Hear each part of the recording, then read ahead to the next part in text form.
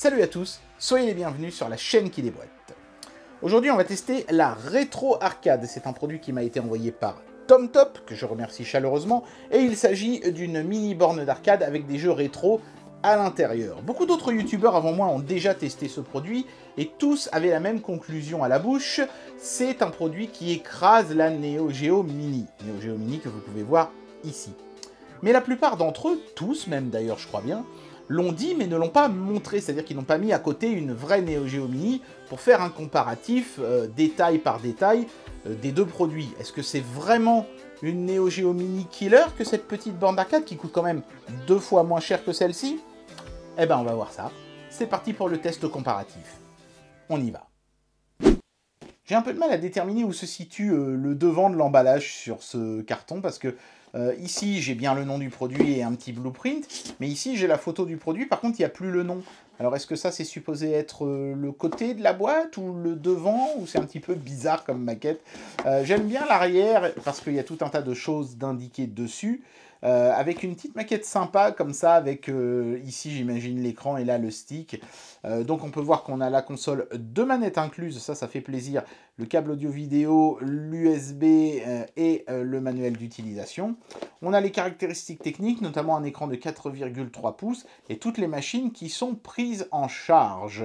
Ce nombre de machines d'ailleurs est susceptible d'évoluer à la hausse ou à la baisse en fonction du firmware que vous aurez dans la borne. Et je tiens à remercier Alex Express qui m'a envoyé le tout dernier firmware en date pour cette borne. Comme ça, j'ai pu la mettre à jour et je vais vous montrer ce qui se fait à l'heure actuelle, entre guillemets, de mieux en termes de logiciel pour cette petite borne. Voilà, on va procéder tout de suite au déboîtage. Hop. Donc là, on est sur un carton tout à fait banal.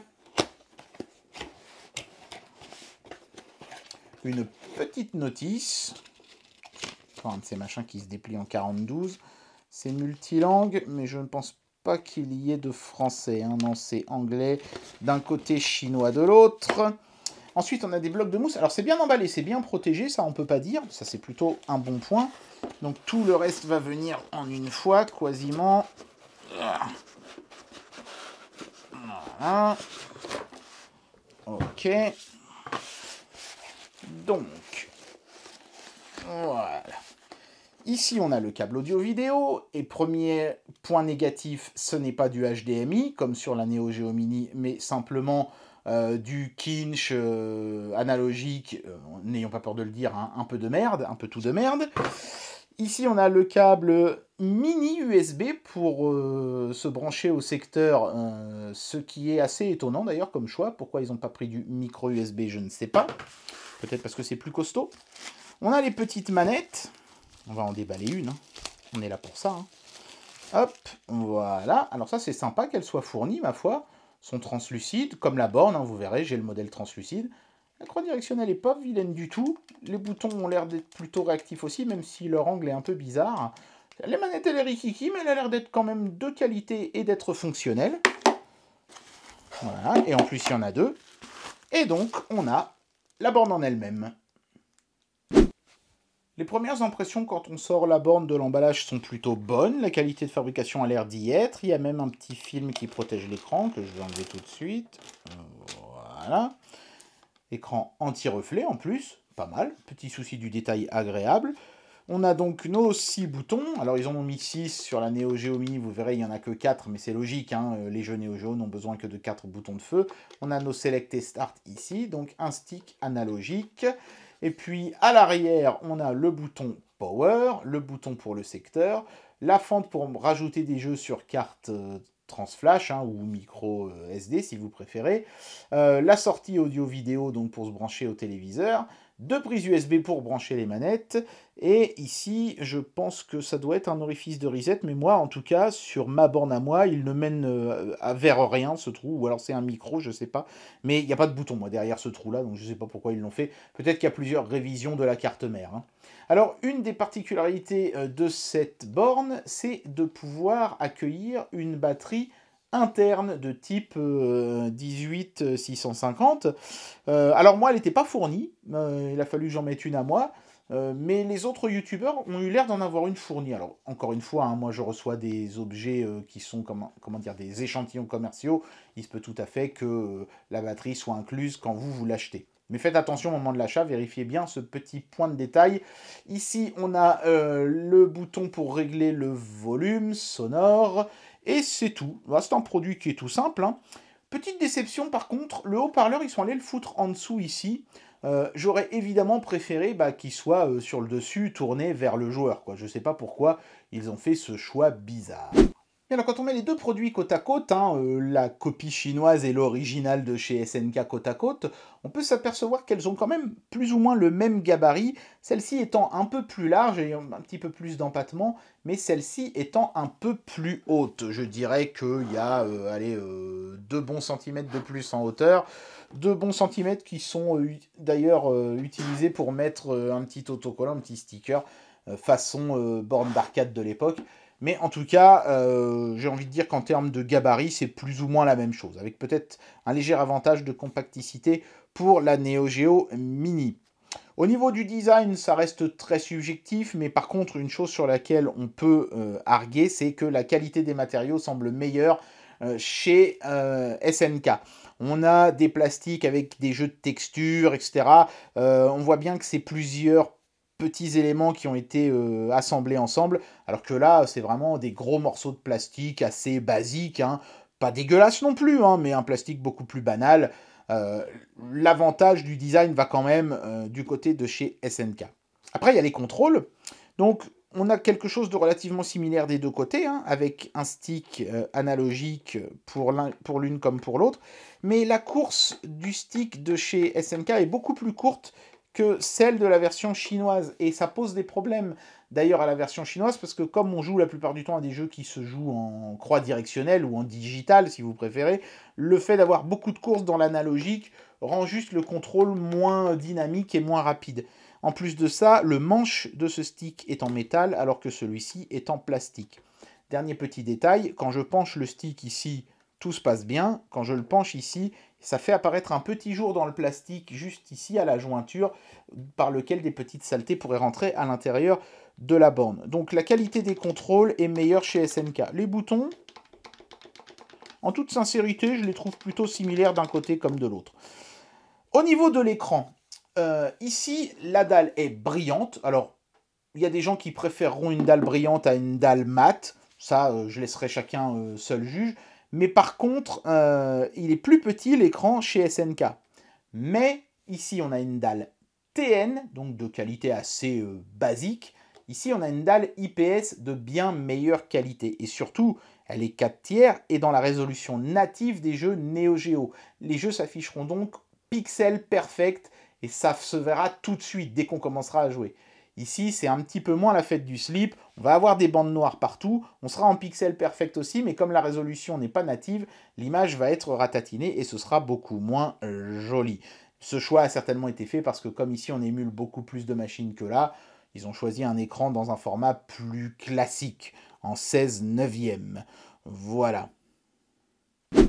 Niveau connectique, on a vu que celle de la machine chinoise était très complète. Celle de chez SNK semble de prime abord moins complète. On a le bouton power à l'arrière comme ici. On a une prise USB type C, donc beaucoup plus moderne que le mini USB de celle-ci pour se brancher au secteur. Une prise casque et une sortie audio-vidéo HDMI, donc numérique et de bien meilleure qualité que celle-là. Et même si on va perdre le côté pixel perfect de l'écran intégré à la borne en se branchant ici, la qualité sera néanmoins 1 million de fois meilleure qu'avec l'audio-vidéo composite moisi de cette borne-là. La connectique, elle est aussi répartie sur les côtés pour brancher les manettes, ce qui est plus pratique que d'avoir les deux prises ici à l'arrière sur cette borne-là. Là, c'est sur les côtés, donc les câbles iront plus facilement vers les joueurs. Enfin, dernier petit détail, je me suis plaint que le haut-parleur était sur le dessous ici. SNK n'a pas fait la même bêtise. On voit que les haut-parleurs sont stéréo, il y en a deux, un de chaque côté, et surtout, ils sont tournés en direction du joueur.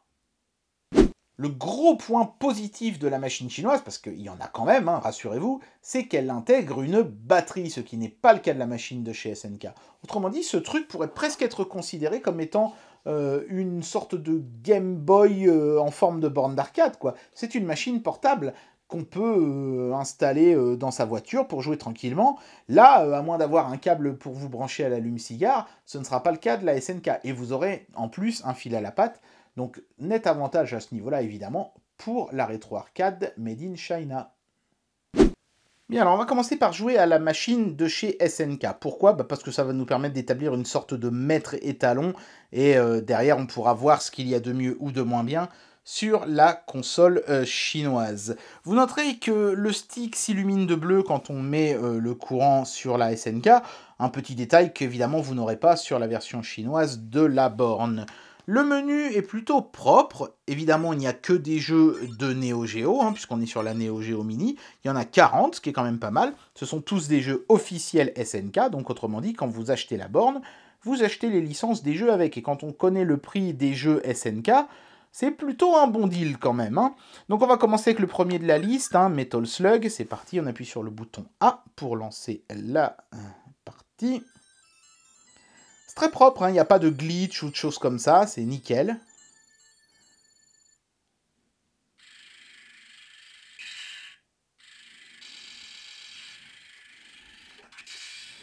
Ok. C'est parti. Alors, le petit écran IPS de la borne, il rend super bien.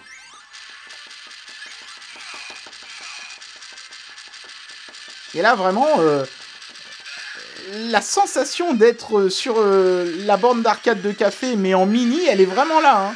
Hein. On n'est pas volé sur la... On n'est pas volé sur la marchandise, hein, c'est vraiment excellent. Hein. Il n'y a pas du tout de screen tearing ou de choses comme ça. Les graphismes sont super fins sur ce petit écran. Et comme on est en résolution native, bah, c'est super propre, quoi. C'est vraiment le mot que je retiens. C'est clean, vous voyez, l'image va bien bord à bord. C'est magnifique. Les contrôles répondent très bien. Maintenant, pour en avoir le cœur net, je vais peut-être mettre un petit jeu de baston. Et puis ensuite, on lancera la borne chinoise pour voir un petit peu comment elle s'en sort. Je joue à King of Fighter 95 pour ceux qui se posent la question.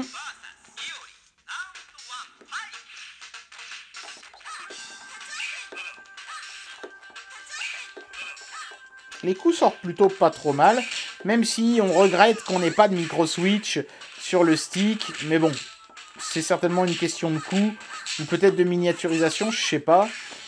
Encore que je crois qu'ils avaient mis des micro-switch sur la Neo Geo Pocket, donc c'est pas tellement un problème de miniaturisation. Plutôt de coût, je pense. Les coups sortent pas trop mal, mais évidemment, pas aussi bien que si on avait eu des micro-switch, voilà. Mais ça va, les contrôles sont bons. Vous voyez, j'arrive à sortir mes éventails à chaque fois, donc il n'y a pas de problème à ce niveau-là. Hein.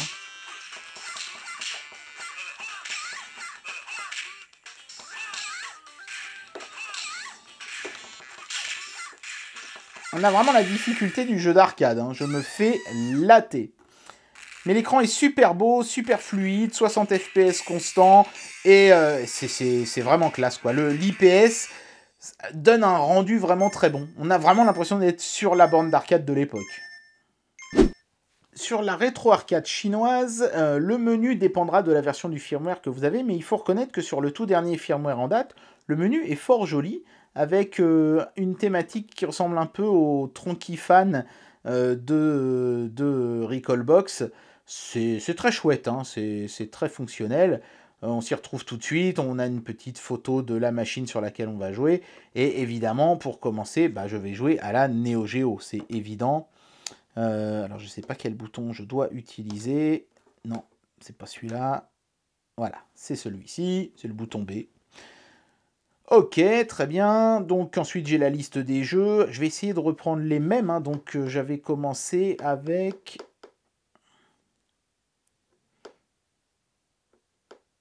J'avais fait King of Fighter 95. On va voir s'il y est. Normalement, il devrait y être tout à l'heure. Mais je voudrais commencer avec Metal Slug, moi.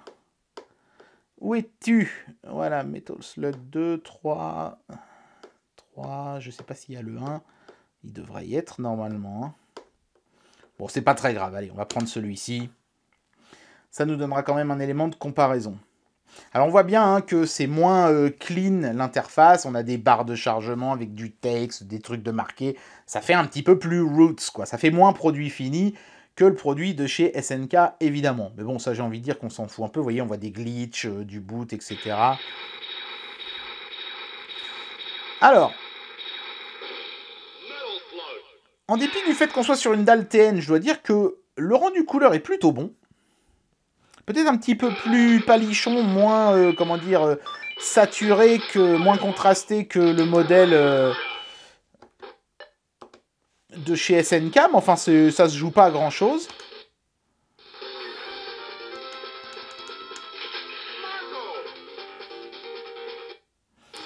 Ok. Alors, on va voir comment s'en sortent les contrôles.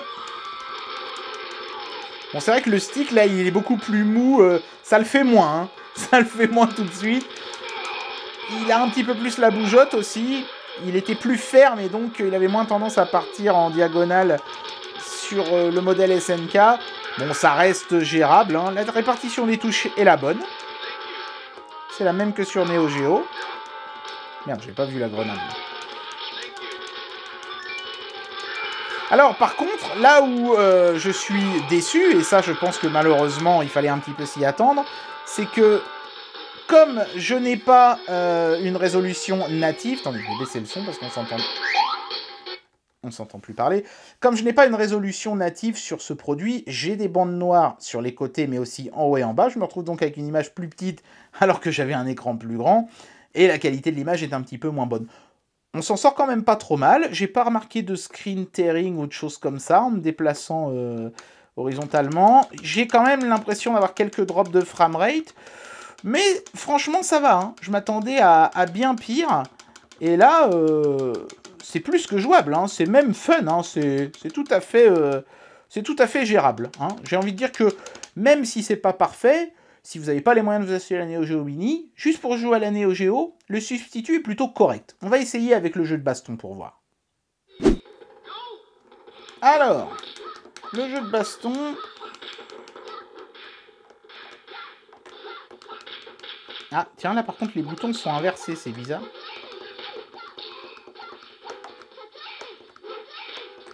Bon, vous voyez, j'arrive à les sortir, hein, les coups spéciaux, hein, sans trop de problème. Hein. On a un stick qui est un petit peu moins agréable à manipuler, parce qu'il a un peu trop d'amplitude hein, pour des jeux comme ça. Il a tendance à nous échapper un petit peu des mains, mais globalement, il marche. Hein. Il faut reconnaître que pour jouer à la Neo Geo, à part le fait que l'écran est rapetissé un peu de manière absurde, eh ben, ma foi, ça marche bien. Hein. Faut le reconnaître. Alors évidemment, le gros point fort de cette machine chinoise, et c'est la raison, je pense, pour laquelle la plupart des youtubeurs ont été dithyrambiques à son sujet, c'est que l'on peut jouer à beaucoup d'autres choses que juste la Neo Geo. Je peux jouer aux bornes d'arcade Capcom, et puis aussi à des consoles de salon, comme la NES, la Super Nintendo, la Game Boy Advance, la Lynx, et même certains micro-ordinateurs comme le Sinclair. Donc c'est très varié.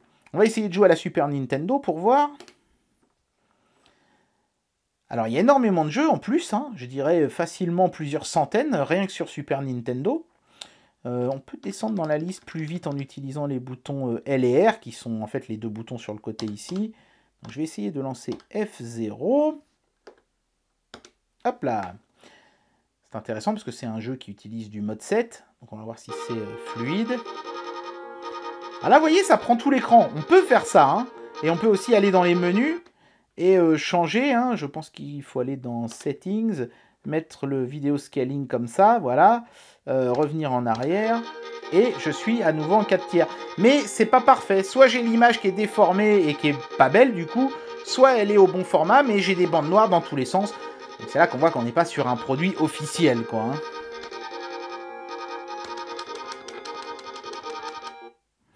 Allez, on va voir si c'est fluide. Ça n'a pas l'air trop mal.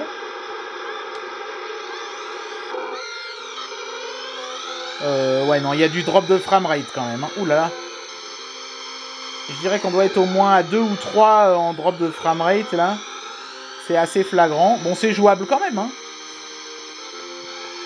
Donc, on peut jouer à plein de machines Mais la qualité de l'émulation sera ce qu'elle est, quoi. Hein, c'est-à-dire de l'émulateur open source qui tourne sur un monocore chinois à 900 MHz, quoi. Donc avec tous les ralentissements et petits bugs que ça va engendrer.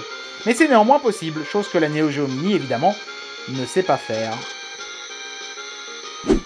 Avant de conclure cette vidéo, j'ouvre une rapide parenthèse pour parler des pads respectifs de ces deux produits. Le pad chinois, on en a déjà parlé, il est petit, il est un peu rikiki, mais il a une bonne croix directionnelle, des boutons qui fonctionnent pas mal même s'ils sont un petit peu mollassons.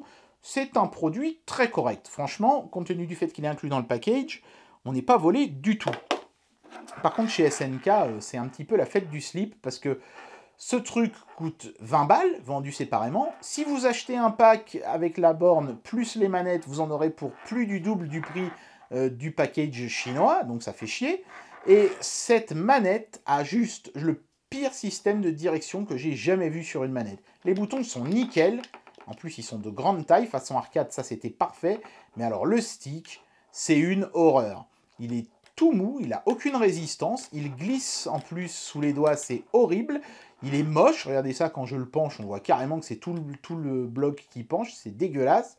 Et il n'y a pas de micro-switch, donc 9 fois sur 10, au lieu d'appuyer sur une direction, j'appuie sur une diagonale.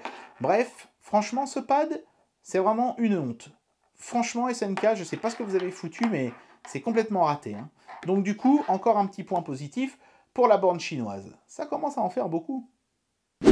Bien, on en arrive à la fin de cette vidéo et je vais donner une note à ce produit. Mais d'abord, je voudrais un petit peu faire le rapide topo de la façon dont cette machine a subi la comparaison avec la vraie Neo Geo Mini. On va pas se leurrer, clairement, sur le plan des finitions, la Neo Geo Mini est un meilleur produit. Elle a un meilleur écran, elle a de meilleurs contrôles. Bon, encore que la manette est vraiment à chier, mais bon, passons.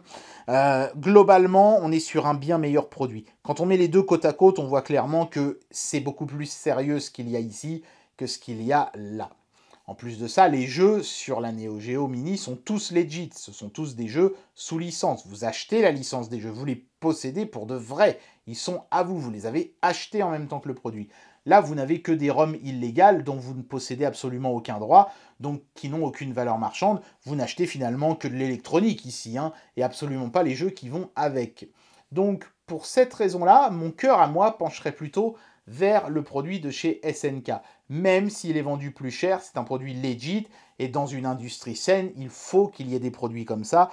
Et puis, dans le détail, il y a quand même pas mal de choses qui me font préférer la Neo Geo Mini, le son qui est tourné vers le joueur, la meilleure qualité des contrôles, l'écran qui est exactement pixel perfect, alors que là, c'est un petit peu n'importe quoi. Soit on déforme l'image, soit on a des bandes noires dans tous les sens. Le produit de Neo Geo est un produit qui est plus fini que là où on est un petit peu sur quelque chose qui est plus roots, quoi, hein, brut de fonderie, quoi.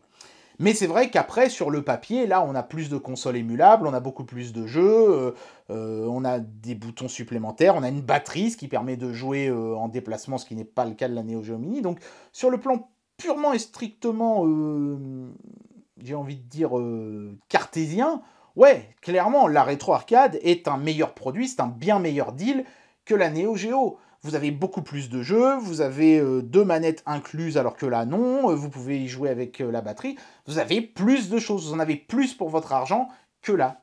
Mais ici, vous avez un produit legit, avec des jeux qui ont une valeur marchande, et pour moi, pour moi qui suis collectionneur, ça n'a pas de prix et ça donne l'avantage à la Neo Geo Mini. Bien, faisons maintenant abstraction de la Neo Geo Mini et essayons de noter ce produit comme il se doit en standalone, en tant que tel.